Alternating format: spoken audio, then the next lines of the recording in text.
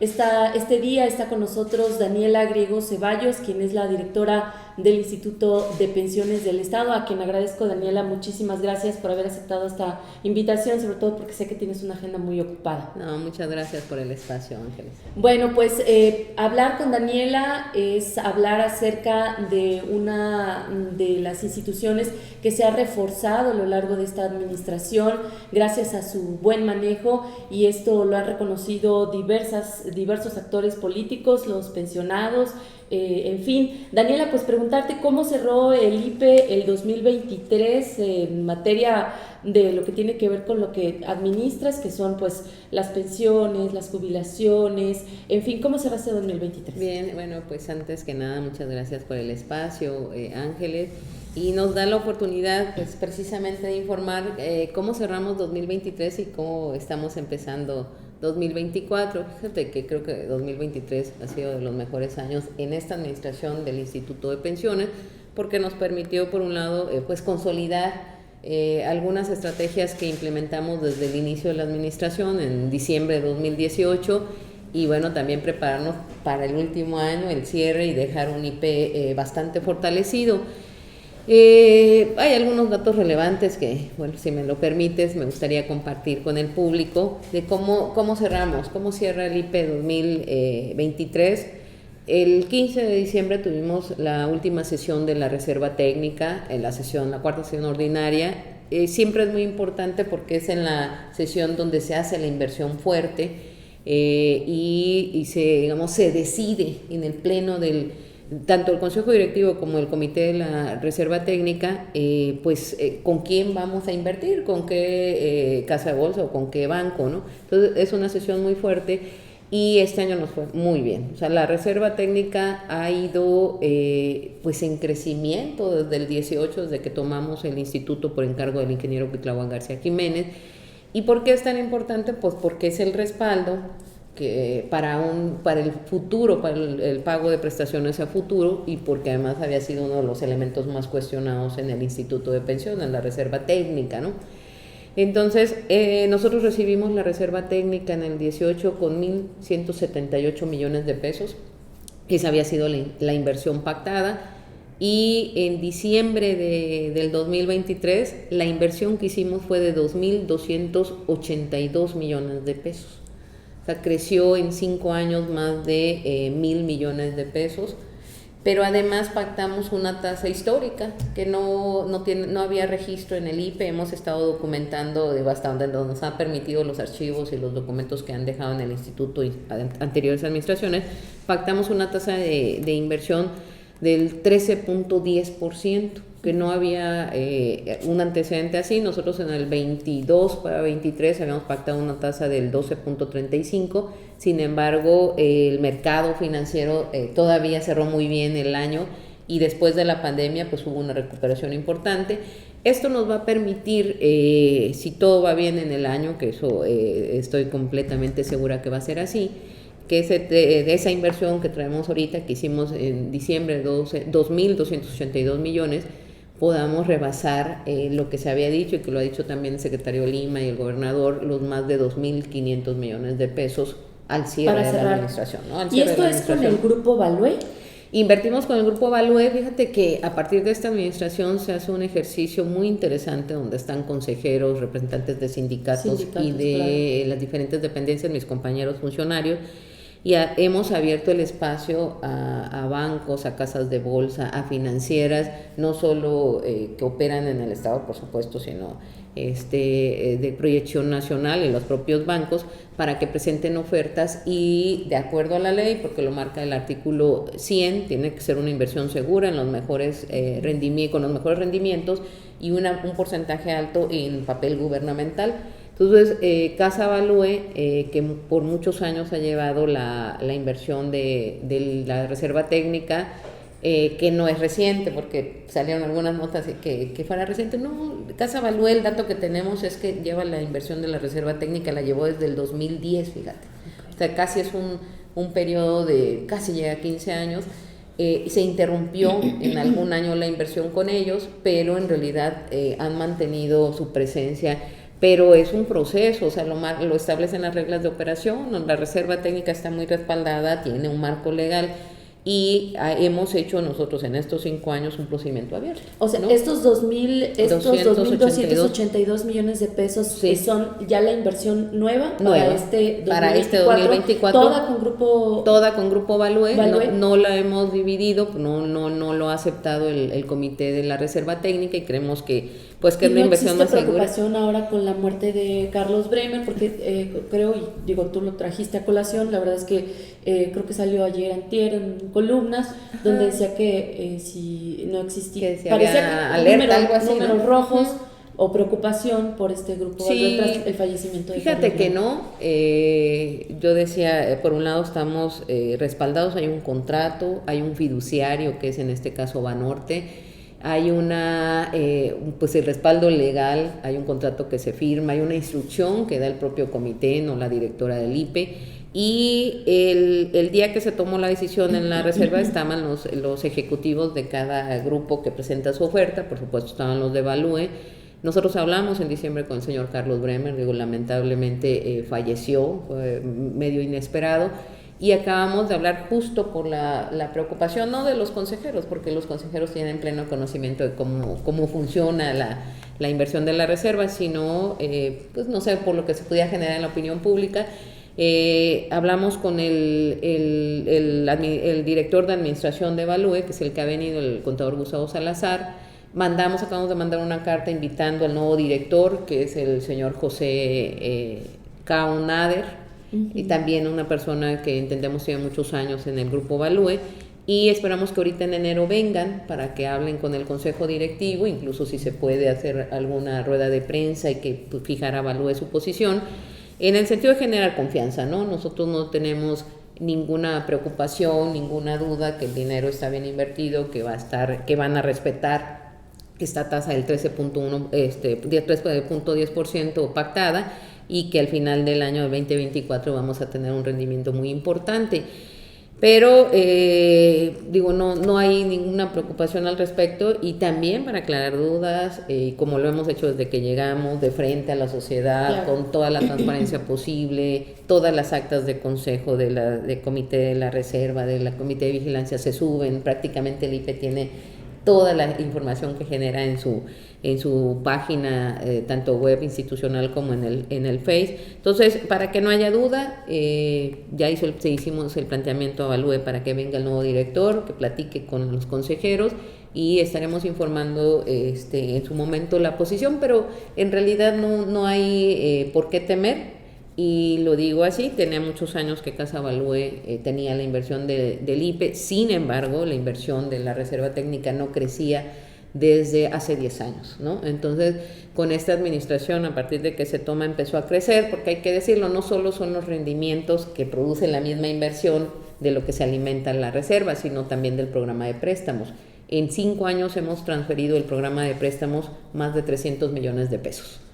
De puro interés, hay que decirlo, la administración pasada no transfirió intereses del programa de préstamos a la reserva técnica. Nosotros en 2019 el comité autorizó que el IPE, de lo que nosotros fuimos recuperando, pudiéramos transferir un pendiente que tenía el programa de préstamos hacia la reserva, y se han transferido más de 300 millones de pesos a la reserva. Y también hemos transferido algo que es muy importante, que casi no se sabe y luego se malinterpreta, nuestros ahorros, por decirlo de alguna manera, de los gastos de administración.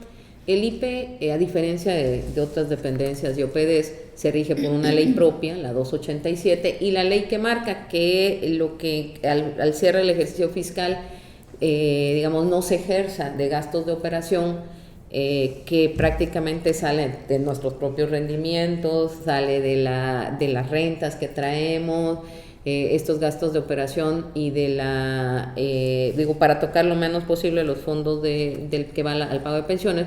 Lo que no se gaste, no se ejerza, va a la reserva. Nunca se había hecho. En todos los años del instituto no se había hecho, lo empezamos a hacer nosotros en el 20, y de ese dinero que va de los gastos de operación de no ejercidos, hemos llevado ya casi 90 millones también a la reserva. Por eso hay que decirlo, la reserva no solo, digamos, es lo que se invierte, es lo que se invierte, sino cómo alimentamos también del programa de préstamos y cómo alimentamos del gasto que nos aprueba el Consejo, porque el IPE recibe del gobierno del estado un subsidio, ¿no? Así que también es un tema importante que hay que tratar, un subsidio, pero es una parte, lo demás es lo que nosotros recaudamos de cuotas y aportaciones.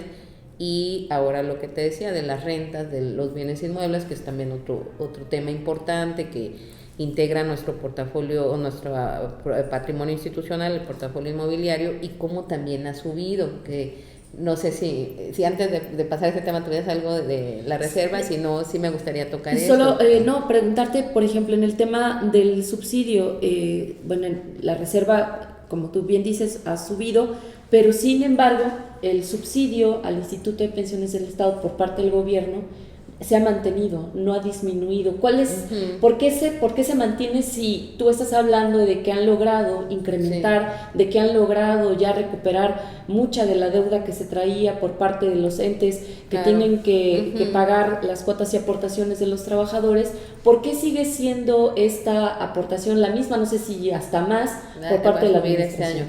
Bueno, son cosas diferentes, ¿no? La reserva es un fondo para el pago de futuras prestaciones en caso de haber una contingencia. Okay. Digamos, no ahorramos en la reserva, no que metamos la reserva para estar agarrando dinero para pago de prestaciones, lo hicieron administraciones pasadas. Okay, sí, la llamada caja chica, ¿no? Prácticamente la reserva se agotó. Nosotros hay un registro del 16 que fue el año donde la reserva cayó más, menos de 1,000 millones, 900 y cacho millones de pesos, ¿no? Tenemos 2,200 millones. Entonces no se puede tocar el fondo, no se debe tocar. Si este gobierno hubiera seguido en esa lógica, bueno, no traeríamos nada en la reserva técnica. Hay un mandato por ley que el gobierno es el obligado solidario en caso de haber un déficit. Todos los sistemas de pensiones en el mundo, en el país por supuesto, funcionan con un déficit. ¿Por qué? Porque a partir, digamos, en el transcurso del tiempo de los años, la pirámide se ha invertido. Sí, la sobrevivencia de los... Una es la esperanza de vida creció. 2, hay menos activos. Los trabajadores activos que aportan no crecen en la misma proporción que los pensionados, ¿no? Entonces va generándose un déficit. Tampoco los salarios se han mantenido, digamos, con el poder adquisitivo o el salario que recibe un trabajador no es el mismo de hace años. No va acorde a la inflación. A la inflación. Entonces, a pesar de que sí ha subido el salario mínimo en este gobierno, las pensiones nosotros no las otorgamos en base al salario mínimo, sino al salario de cotización. Entonces, hemos enfrentado este déficit de una manera que creo que nadie no hubiera esperado, ¿no? Que permitió al gobierno del estado mantener durante 5 años el mismo subsidio, que fueron 3,300 millones, a partir del 19 al 23, y precisamente con la recuperación que hemos hecho de los adeudos, nos ha permitido cubrir una parte del déficit, pero enfrentamos un crecimiento acelerado de los pensionados y un crecimiento más lento de los activos, porque finalmente quienes mantienen el sistema de pensiones, los trabajadores activos que cotizan. Nosotros, por darte un dato que ya es el cierre ahorita de enero, porque con la nómina de que vamos a pagar en enero, traemos, con la nómina de diciembre, sí, que empezamos enero, traemos 35,097 pensionados, casi, creo que para finales de enero vamos a superar los 35,100 pensionados, y traemos 98,118 activos, así cerramos el año.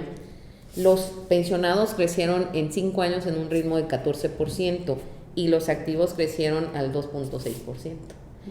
Entonces, cuando llegamos al IPE traíamos una proporción de 3 a 1, ¿no? Ahorita ya está en 2.8 a 1. ¿Qué quiere decir? Que lo que recaudamos de cuotas y aportaciones ya no es suficiente para el pago de pensiones, pero así tenemos ya muchos años. El IPE trae un déficit desde hace más de 20 años que ha cubierto poco a poco el gobierno del estado.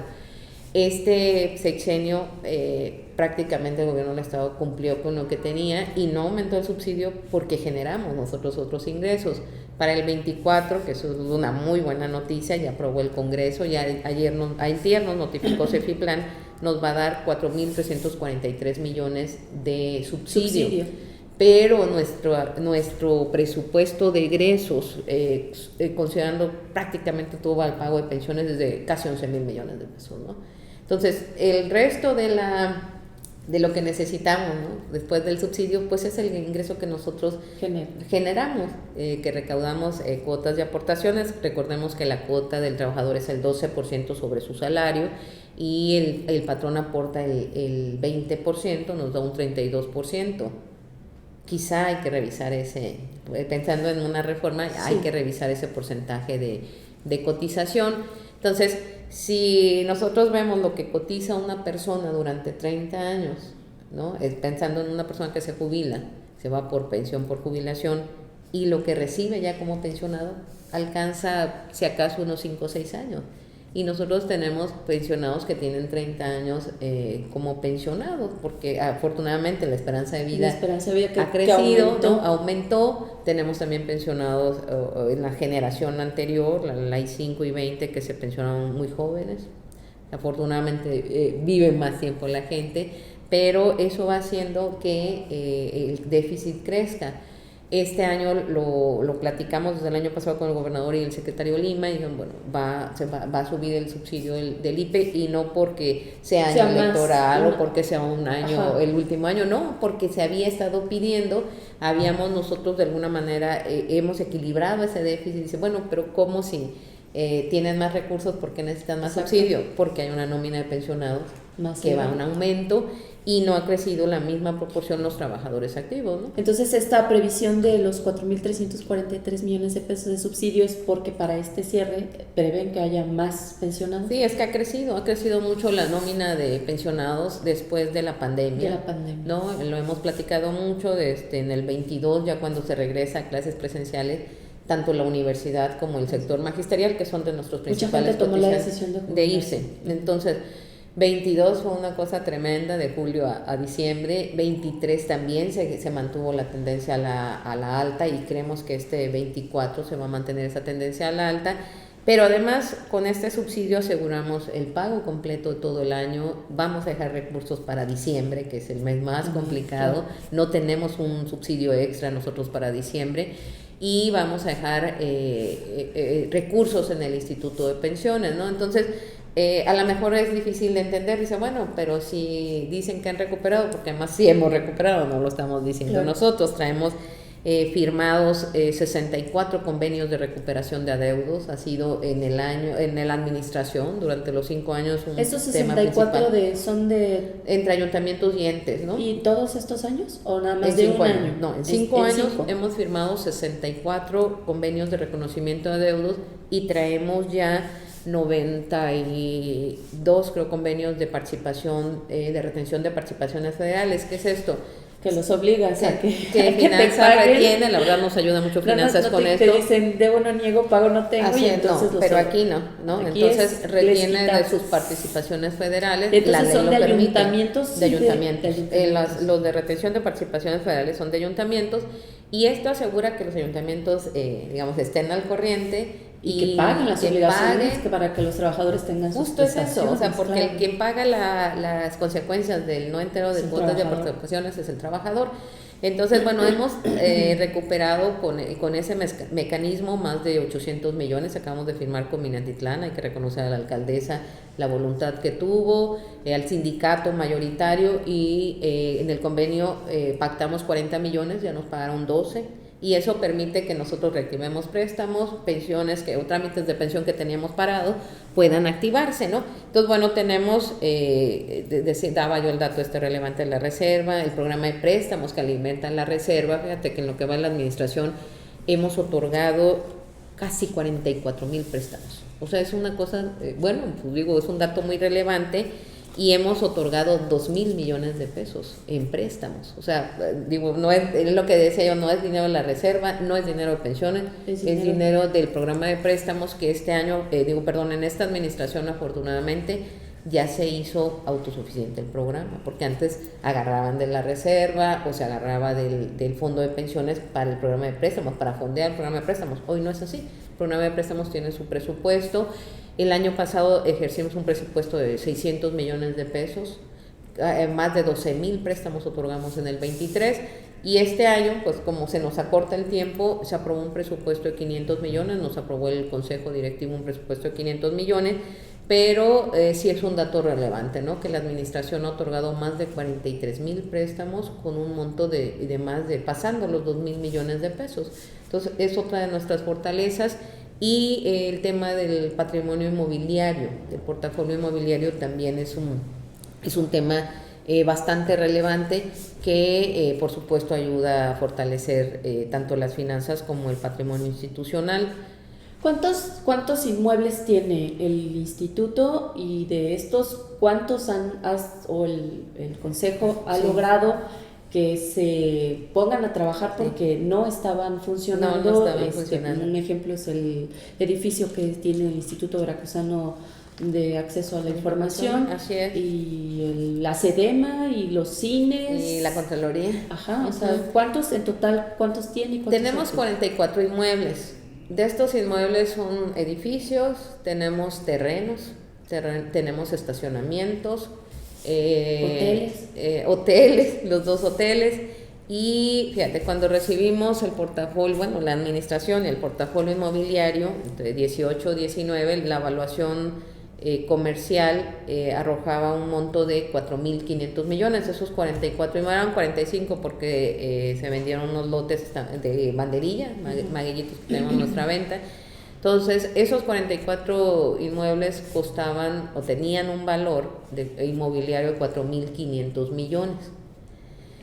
A partir del 19, el Consejo Directivo, la verdad que nos ha apoyado mucho, autorizó, cada año ha autorizado una inversión en el mantenimiento de los inmuebles a partir de una estrategia de rescate, porque hay que decirlo, o sea, los bienes inmuebles estaban prácticamente en el abandono, algunos con problemas jurídicos, otros invadidos, otros, deteriorados los edificios. Entonces, cada año nos ha ido autorizando una inversión importante, pero que no tiene nada que ver con el valor del portafolio, ¿verdad? Es mínimo lo que hemos invertido. Y antier me pasaron ya la nueva evaluación, se hace cada fin de año, es por ley también, es un mandato que tenemos que hacer. Y para 2024 este portafolio inmobiliario vale 5,512 millones de pesos, que quiere decir que en 5 años ha subido 1,000 millones de pesos. ¿Y sabe cuánto hemos invertido? Hemos invertido en el mantenimiento 80 millones. Garnica, también Garnica, o sea, está incluido Garnica, los hoteles, el donde está el IBAI, que es el edificio Victoria, donde está la Contraloría, que era lo que le llamaban Manos Veracruzanas. Acabamos de presentar el mantenimiento y rehabilitación de los cinemas Mocambo, los que fueron los cinemas de Carmela Rey y Claudio Estrada. Cercados en los terrenos, hemos también trabajado con nuestros terrenos que no, si bien no están siendo ocupados, rentados o digamos vendiendo lotes o en algún proyecto de vivienda, sí generan también.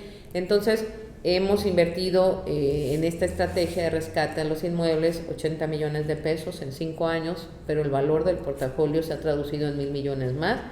Y en rentas, que esa también es un tema pues destacado, claro. Nosotros recibimos el instituto y cobraba 18 millones de rentas porque cobraba solo la Torre IPE como un solo, inmueble cuando tiene el estacionamiento, y unas rentas de la SEP de un edificio en Córdoba.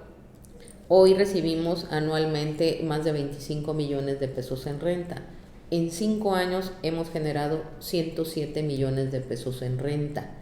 Los 80 invertidos, digamos, están recuperados y tenemos un margen de utilidad que nos permite a su vez seguir invirtiendo. Tenemos ya edificios amortizados. Nosotros ya amortizamos la inversión en el Carmela Rey, en los que hicimos de los cinemas, en el edificio Victoria y en el edificio de Manos Veracruzanas, o que así le llamaban, en Ignacio La Llave, que hoy renta la Contraloría General. Estamos en la promoción de un piso que tenemos que se llama así Condominios Puerta de Sol, que es Plaza Américas en Veracruz. Así es. Y acabamos de ir con el gobernador, le enseñamos ya lo que habíamos trabajado en Mocambo. 20 años Mocambo abandonado, 20 años, además con una deuda, nos dejaron una deuda de millones porque no pagaban las cuotas condominales, que nosotros ya nos pusimos al corriente desde que llegamos, y finalmente el Consejo el año pasado nos autorizó una inversión de poco más de 10 millones, creo que son de Mocambo. Están listos, tenemos que promoverlos, estamos en eso, a ver si hay algún empresario interesado en rentar o plantear, lo planteamos con el gobernador, una posibilidad de negocios para el IPE. Eso lo tiene que decidir el Consejo, no lo puedo decidir yo.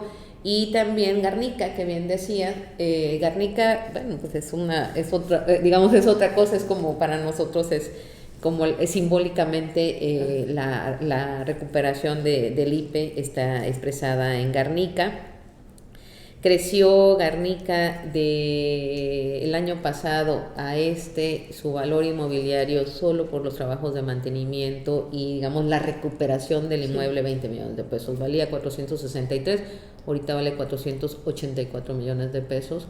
Y bueno, además... se recuperó en cuanto a su actividad, su actividad, digo, eso, ahora sí que eso no tiene precio, como dice el comercial, eso no tiene valor cuantitativo, sino cualitativo. Nos han visitado en casi, que nosotros abrimos en mayo del 22, al diciembre del 23 nos habían visitado 84,000 personas.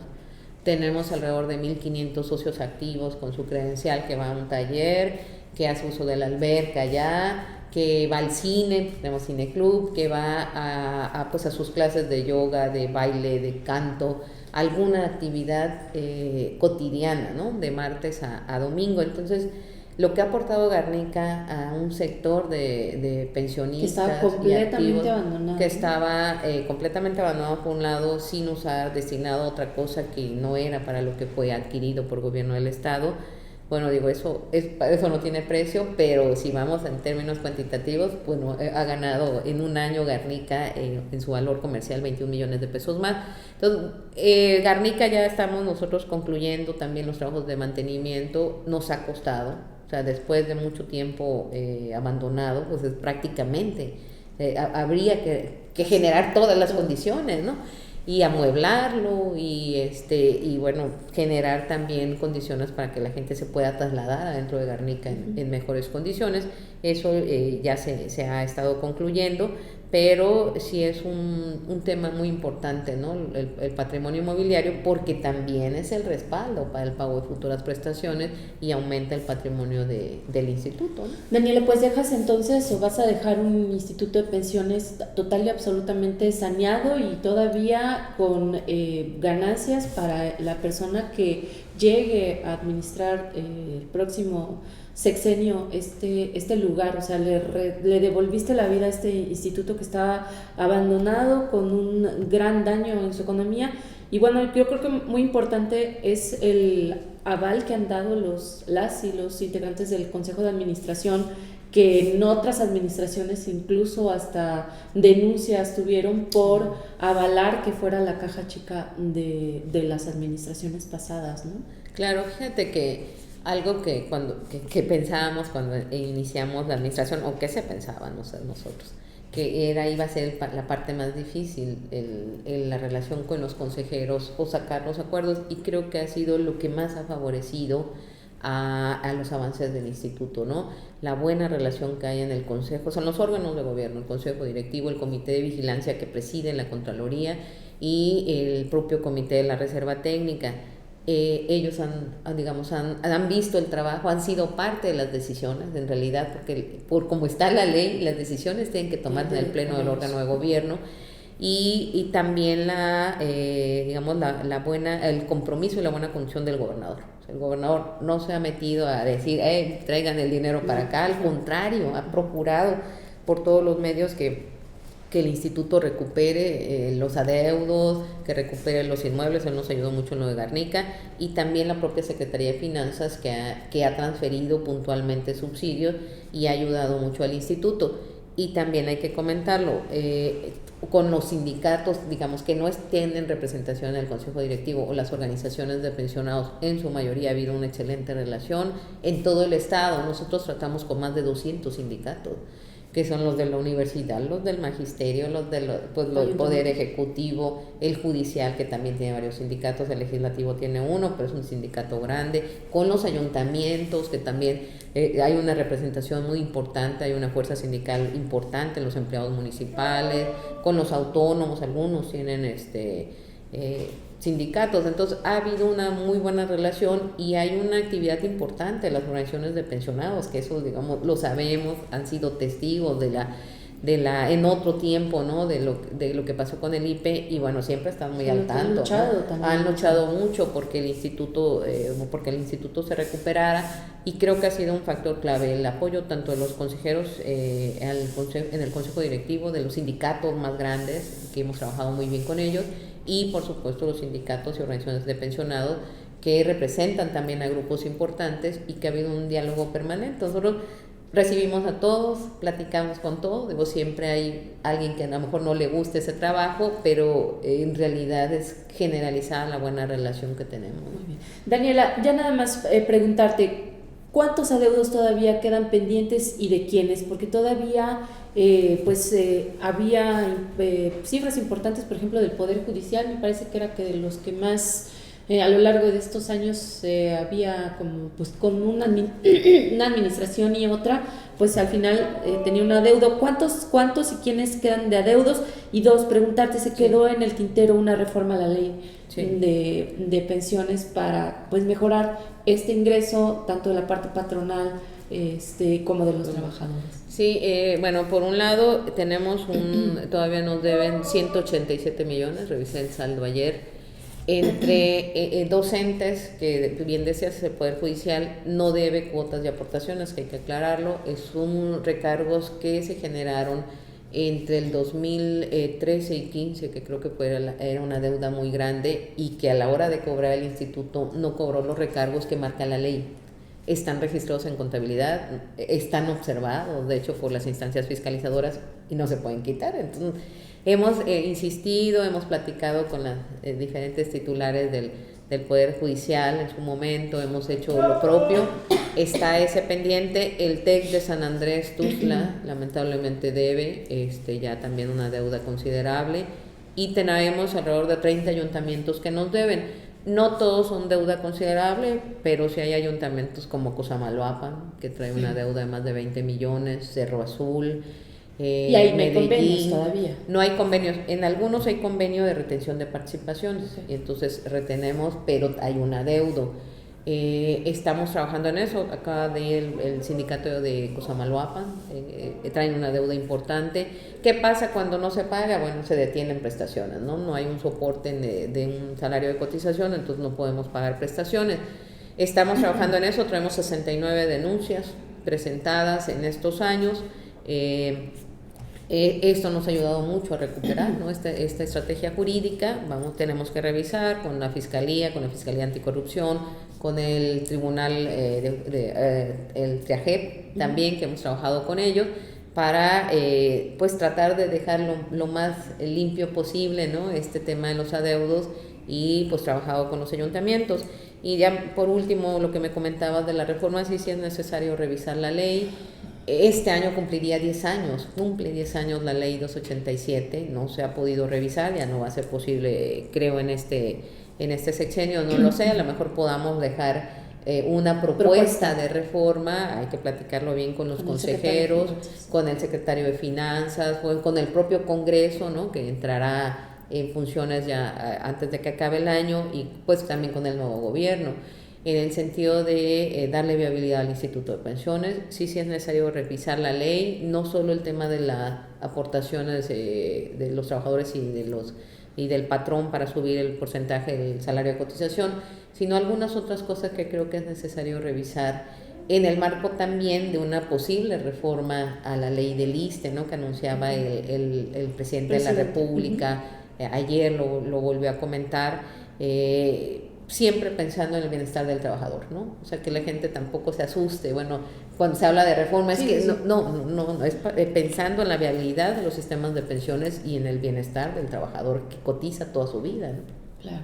Bueno, Daniela, pues te agradecemos en el equipo de NB Periodismo de Investigación esta entrevista. Por supuesto, a mí me parece interesante porque pues se trata de uno de los beneficios más importantes para una persona que ha trabajado toda su vida. Después de una vida laboral de 30 o 40 años, pues lo más importante es que tenga la tranquilidad de que va a poder tener un ingreso posterior a concluir su vida laboral. Te agradezco de verdad muchísimo que nos hayas acompañado, a todos ustedes también que nos hacen el favor de acompañarnos a través de NB Periodismo de Investigación. Muchísimas gracias, que les pido que estén pendientes. Vamos a transmitir esta entrevista completa y después vamos a irla seccionando para que tengan toda la información de primera mano. Muchísimas gracias, Daniela, que tengan excelente día.